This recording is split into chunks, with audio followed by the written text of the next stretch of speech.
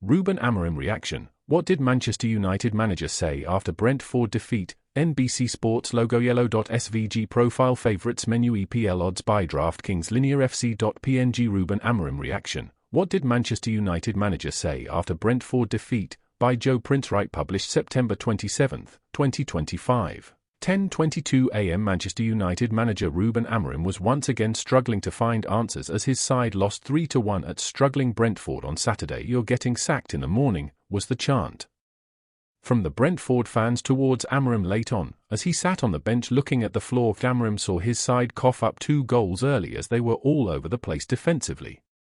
Benjamin Sesko pulled one back, but captain Bruno Fernandes had his penalty kick saved in the second half as United couldn't rescue a point. The pain continues for Amorim and United, as they're now without a win in their last 8 Premier League away games. Here's the latest Ruben Amorim reaction. Ruben Amorim reaction on today's result being deflating. The feeling is always the same. Of course we want to win. I think we didn't control the game. We played the game of Brentford. Really confused. Second balls, first balls, set pieces. And all the crucial moments they were against us. Tough to lose again, but we need to think about the next one, Amorim told TNT Sports in the UK. On the fight against Chelsea last week, did he see it today? Yeah, in some moments. But we can do better. That is the main point. On conceding in every game in the league so far this season, how worried is he? The first ball was a long ball after a recovery. We work on that during the week. Set pieces, we work on that also. We knew that the long balls and then first touch and they have the opportunity, and the goals were like we were doing during the week. We need to do better. On all of the time during the week to work on the training ground. Today we didn't play our game. Some moments we had control of the game, we pushed the opponent to the back. But the game was more or less always the same. Really second balls, 1 balls, and we need to play our game. Not the opponent's game. They were stronger on that. On the results this season, and only being 1 result away from a crisis at United, it's always the same. To lose in this kind of club, it hurts a lot. We need to think about the next one. On the next game against Sunderland, how big is it? Go get a result before the international break to have some positivity. Everything is important in this club. It is not just the games at home or whatever. We need to win every game, and we are not doing that.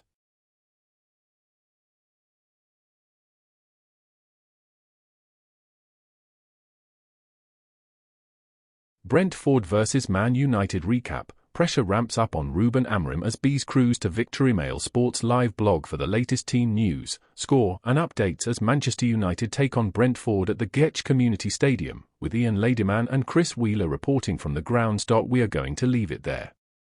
I'm sure all the United fans have taken themselves off to enjoy a more pleasurable activity. For any of you who remained, fair play. It was another disappointing afternoon for the Red Devils, but the last word should be on the Bees, who could look back at these 3 points as very important come the end of the season. Keith Andrews has been handed a really tough hand, and his objective is clear: keep Brentford in the league. Wins like today give his troops real confidence that can be achieved. Thanks for joining us for the match. Be sure to hop over to our coverage of the 3 p.m. kickoffs that have just got underway. Amorim, it is always the same to lose at this club. It hurts a lot. Of course we want to win. We didn't control the game. We played the game of Brentford. First balls, second balls, set pieces. All the crucial moments were against us. Tough to lose again, but we need to think about the next one. We didn't play our game. We only had control for some moments. But it was more or less all the same. We need to play our games, not the opponents, but they were stronger on that. It is always the same to lose at this club. It hurts a lot. We need to think about the next one. It's quite hard to win games when you concede the first goal, and United have done that more often than anyone under Amorim. More damning Amorim statistics. I don't think I was alone in being unfamiliar with Thiago when Brentford brought him to the Premier League this summer, but a double against Manchester United is a great way to put your name in lights. The striker took his tally for the season to 4 goals, meaning that only Erling Haaland has scored more this term. I don't think this will be the last time we're mentioning him this term. Looks like Brentford may have unearthed another gem. All eyes on Crouch. A really bad day at the office, again.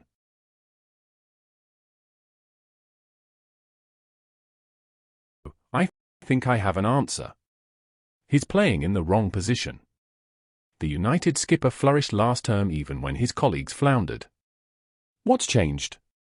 He's been thrust into a deeper midfield position to accommodate the arrivals of Mbeumo and Cunha. It's not working.